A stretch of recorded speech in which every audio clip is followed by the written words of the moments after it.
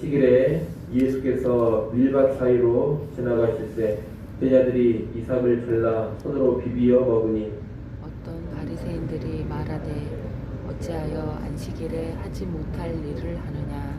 예수께서 대답하여 이르시되 다윗이 자기 및 자기와 함께한 자들이 시장할 때 한 일을 읽지 못하였느냐.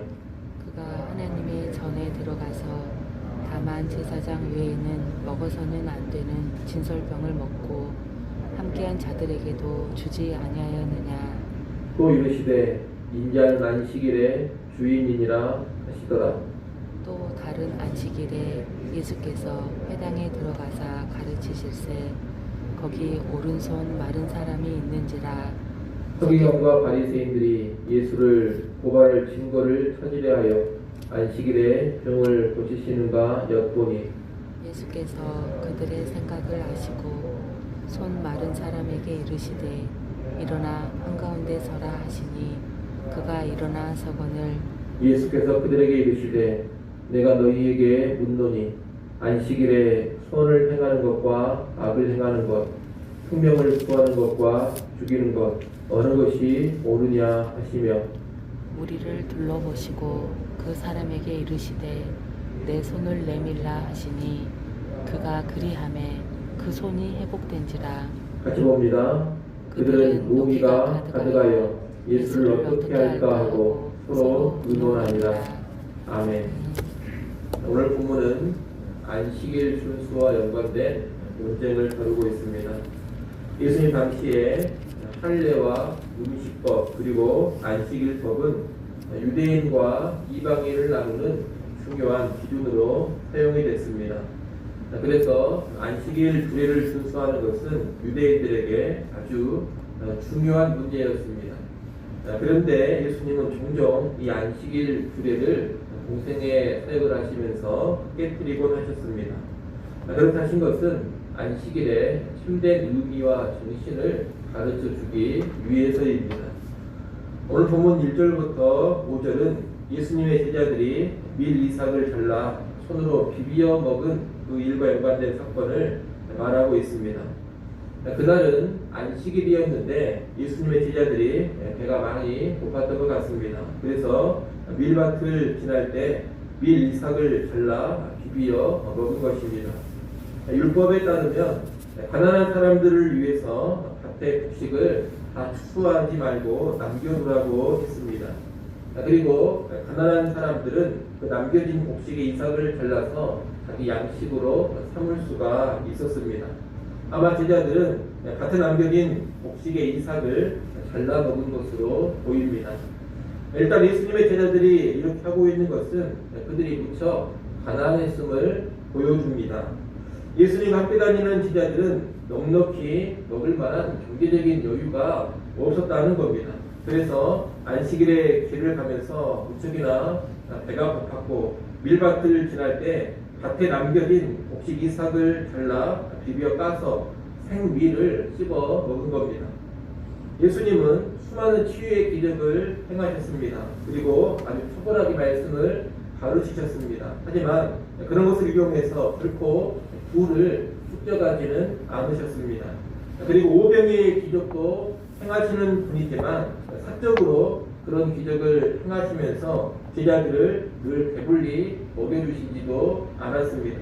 그래서 제자들은 이렇게 예수님을 따라다니면서도 종종 배고픔을 겪은 것입니다.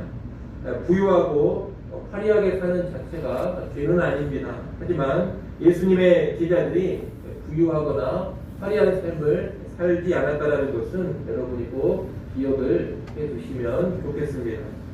그런데 제자들이 이삭을 잘라먹은 일이 바리새인들에게 문제가 있습니다. 왜냐하면 당시 바리새인들이 준수했던 안식일 규례에 따르면 안식일에 이삭을 자르고 비비어 까서 먹는 것은 곡식의 투수, 또 곡식의 탈곡에 해당되는 그런 일이 되었기 때문입니다. 물론 이런 규례는 율법 자체에 있는 규례는 아닙니다. 안식일에 노동을 하지 말라, 이것이 율법의 계명인데 이 계명을 더 잘 지키기 위해서 후대에 추가된 규례입니다. 그러니 그 자체가 하나님의 법은 아니다. 이것을 우리가 알아야 되겠습니다. 그러나 이와 같은 바리새인들이 볼 때 예수님의 제자들이 했던 행위는 안식일 규례를 어겨버린 일이었습니다. 그래서 예수님께 어찌 당신의 제자들은 안식일에 하지 못할 일을 하느냐 이렇게 따지고 들어온 겁니다. 예수님은 구약 성경에 기록된 다윗의 예를 말씀하십니다. 다윗은 하나님의 전에 들어가서 제사장만이 먹을 수 있는 진설병을 먹고 자신과 함께한 사람들에게도 주었습니다. 이 진설병이라는 것은 성소에 떡상에 두는 떡인데 안식일마다 새로운 떡을 올리고 기존의 떡은 내와서 제사장들이 먹었습니다. 다윗이 진설병을 먹었다라는 것은 그날이 안식일이었음을 암시합니다. 사울을 피해 급히 도망치던 다윗은 안식일에 성막에 가서 제사장만이 먹을 수 있는 진설병을 먹어 배고픔을 면한 것입니다. 이것은 분명히 율법의 외적인 규례를 어긴 것입니다. 진설병은 제사장만이 먹어야 되는데 제사장이 아닌 다윗과 그 의뢰인이 진설병을 먹었기 때문입니다. 하지만 성경은 다윗의 그 행위에 대해서 죄라고 말하지 않습니다. 그 어떤 책망을 하지도 않고 정죄하지도 않습니다. 왜 그렇게 합니까? 심히 배고픈 사람을 먹여 살리는 것은 율법의 정신에 더욱더 부합하는 일이기 때문입니다. 안식일이라는 것은 사람의 힘과 사람의 평안을 위해서 있는 겁니다. 사람이 온전한 쉼과 평안을 누리도록 제정된 것이 안식일인데 배고파 죽을 지경의 사람을 안식일 규례를 지킨다는 명목으로 외면한다면 그것이 오히려 안식일의 참 정신을 외면하는 일이 됩니다. 그것이 오히려 안식일을 깨뜨리는 행위가 된다는 겁니다. 그래서 다윗은 안식일에 제사장만이 먹을 수 있는 진설병을 먹었고 함께한 사람들에게도 먹으라고 준 것입니다. 그리고 이 다윗의 행위에 대해서 그 당시에 제사장들도 뭐라고 하지를 않았습니다. 이것은 율법의 정신, 안식일의 정신을 잘 알고 있었기 때문에 나오는 모습입니다. 심각한 배고픔의 상황에서 외형적인 안식일 규례는 얼마든지 탄력적으로 적용될 수가 있었다는 겁니다. 예수님은 이런 다윗의 예를 들면서 자신의 제자들이 배가 고파서 안식일에 밀이삭을 잘라 먹는 것은 아무런 문제도 되지 않는다라는 것을 가르치시는 겁니다. 만약 바리새인들이 예수님의 제자들을 비난하고 정죄한다면 다윗을 향해서도 동일한 비난과 정죄를 해야 할 것입니다. 하지만 그것은 부당한 일입니다. 성경도 정죄하지 않는 다윗의 행위를 바리새인들이 감히 정죄할 수는 없기 때문입니다. 아울러 이 바리새인들이 정말로 안식일의 의미를 알고 또 성경의 다윗 이야기를 제대로 이해하고 있었다면 예수님의 제자들을 정죄할 것이 아닙니다. 오히려 이 가난하고 배고픈 제자들에게 바리새인들이 음식을 공급해줘야 했을 것입니다. 비난하고 비판할 것이 아니라 먹을 것을 그들에게 줘야 했다는 겁니다. 이렇게 다윗의 예를 들어서 바리새인들의 비난을 잠재운 예수님은 이어 5절의 말씀을 하십니다. 5절 말씀을 같이 한번 읽어보겠습니다. 함께 읽습니다. 또 이르시되 인자는 안식일의 주인이니라 하시더라. 아멘. 예수님 자신이 안식일의 주인이라고 선언을 하십니다. 그분은 하나님으로 정말로 안식일의 주인, 안식일의 주가 되시는 분입니다. 그분은 안식일의 주인으로서 안식일에 무엇을 하는 것이 옳고 무엇을 하는 것이 잘못된 것인지를 판단할 수 있는 그런 권세가 있으십니다. 그리고 그분은 안식일의 주인으로서 안식일은 인간을 속박하는 날이 아니라 인간을 위하는 날이 되어야 한다는 것을 이 가르침을 통해서 선언을 하시는 겁니다. 이어지는 6절로 11절까지 말씀은 안식일에 예수님께서 오른손 마른 사람을 치유하신 사건을 말하고 있습니다. 예수님이 안식일에 회당에서 말씀을 가르치실 때 오른손 마른 사람이 거기에 있었습니다. 서기관과 바리새인들은 예수님이 이 병자를 고치시는가를 엿보고 있었습니다. 만약에 예수님이 병자를 고친다면 안식일 규례를 어기는 일이 되기 때문에 그것을 가지고 예수님을 율법을 어긴 자로 고발하기 위함입니다. 안식일에 병을 고치면 안 된다는 것도 원래 율법 자체에 있는 규례는 아닙니다. 후대에 추가된 안식일 규례입니다. 그 추가된 규례에 따르면 생명이 아주 위급한 상황에서는 안식일에 병을 치료할 수 있습니다. 하지만 그렇지 않은 경우에는 안식일에 병 치유하는 것을 금지했습니다. 바리새인들은 그 규례를 가지고서 예수님을 고발하려고 엿보고 있는 겁니다. 예수님은 바리새인들의 이런 생각을 하시고 손 많은 사람을 일으켜 한 가운데 세우시고 9절에 말씀을 하십니다. 9절 말씀 여러분이 한번 읽어보십시오. 9절 읽습니다. 예수께서 그들에게 이르시되 내가 너희에게 묻노니 안식일에 선을 행하는 것과 악을 행하는 것 생명을 구하는 것과 죽이는 것 어느 것이 옳으냐 하시며 아멘. 추가된 안식일 규례에 따르면 손 많은 것은 안식일에 당장 치료해야 되는 위급한 질병이 아닙니다. 응급 상황이 아니라는 겁니다. 그러나 안식일에 추가되시는 예수님의 시각에서는 사람을 회복시키는 선한 치유의 역사는 그것이 무엇이든지 간에 안식일에 하는 것이 합당합니다. 그리고 생명이 더욱더 살아나는 것이 안식일 정신에 더욱더 부합합니다.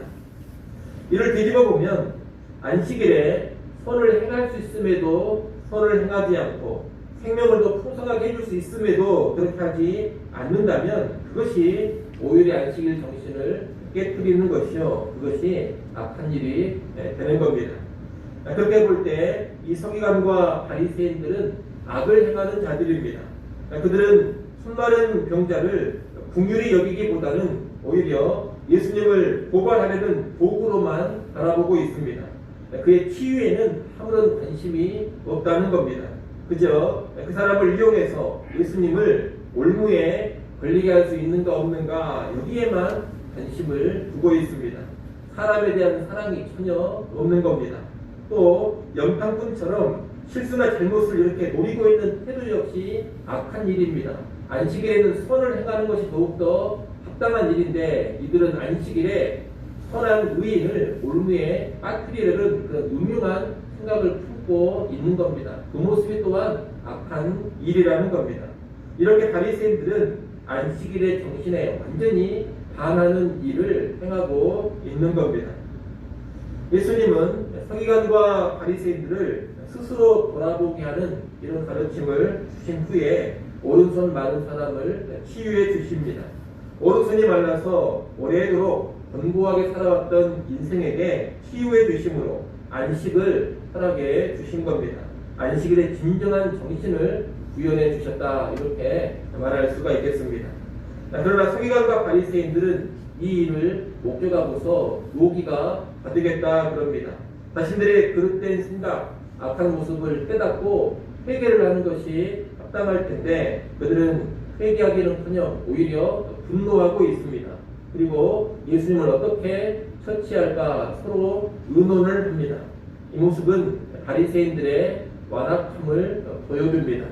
그들은 바른 가르침을 주고 죄를 깨닫게 해줘도 도무지 돌이킬 생각을 하지 않습니다.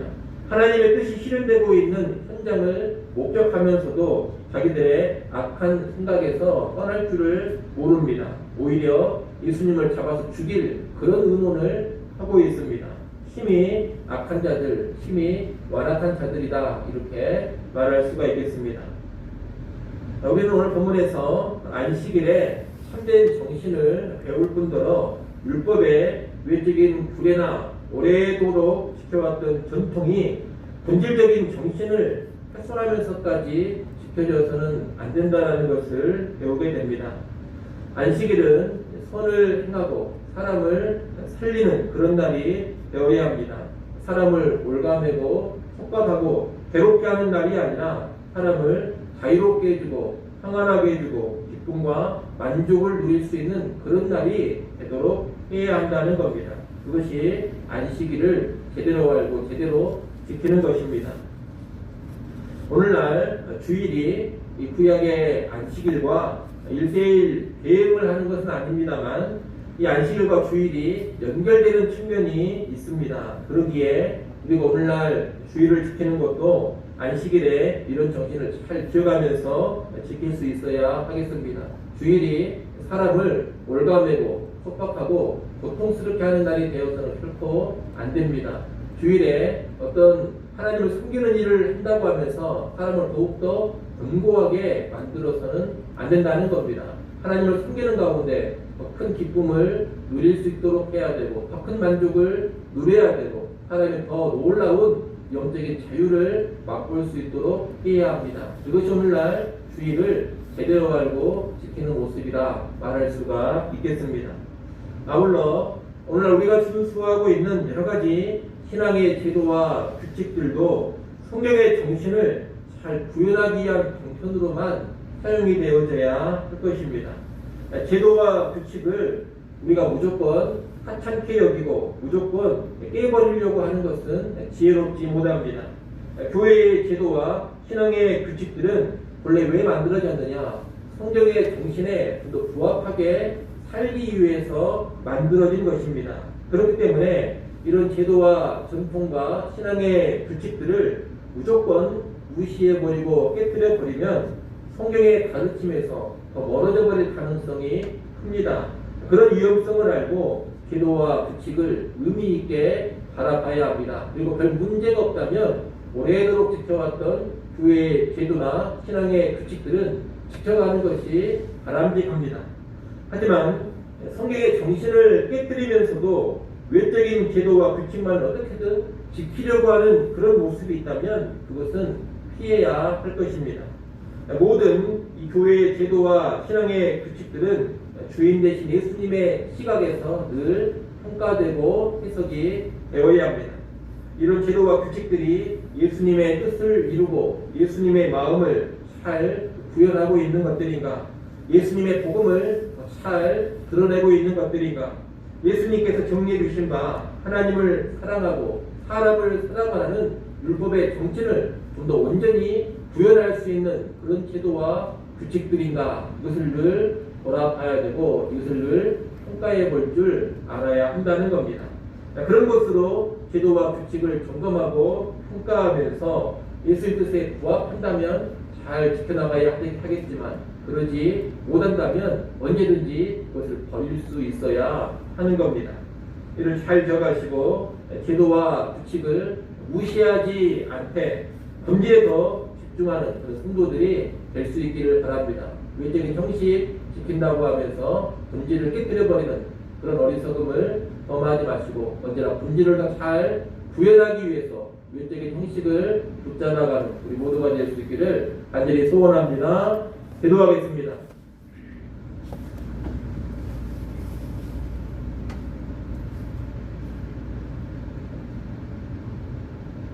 하나님 아버지, 안식일과 연관된 여러 논쟁을 우리가 보았습니다. 안식일의 참된 정신이 무엇인지를 우리가 잘 깨닫게 하시고 오늘날 우리가 주일을 지켜갈 때에도 주일의 정신을 잘 구현하는 방향으로 지켜가게 하여 주옵소서. 주일이 사람을 고통스럽게 하고 주일이 성도들을 억압하는 그런 날이 되지 않게 하시고 자유와 기쁨과 영적인 만족을 크게 누리게 하는 진정한 주일 되게 하여 주시옵소서. 또한 여러 가지 교회의 제도와 신앙의 규칙들이 본질을 잘 지키는 쪽으로 지켜져 가기를 간절히 원합니다. 바리새인들처럼 외적인 형식 지키는 데에만 급급해야 하지 않게 하시고 본질이 무엇이고 정신이 무엇인지를 잘 이해하는 가운데 본질을 더 잘 구현하기 위해서 제도를 운영하고 신앙의 규칙들을 지켜가게 하여 주시옵소서. 아버지 하나님, 이 시간 다시금 우리를 주님의 전전 앞으로 불러주셔서 감사합니다. 이 시간도 긍휼을 구하며 은혜를 구하는 가운데 주의 보좌 앞으로 나아갑니다. 우리를 보고 살펴보시고 때를 따라 돕는 은혜들을 허락하여 주시옵소서. 오늘 하루 살아갈 때에도 성령으로 충만하게 하시고 범사의 주님을 기쁘시게 하는 삶 살게 하여 주옵소서. 예수님의 이름으로 기도드리옵나이다. 아멘.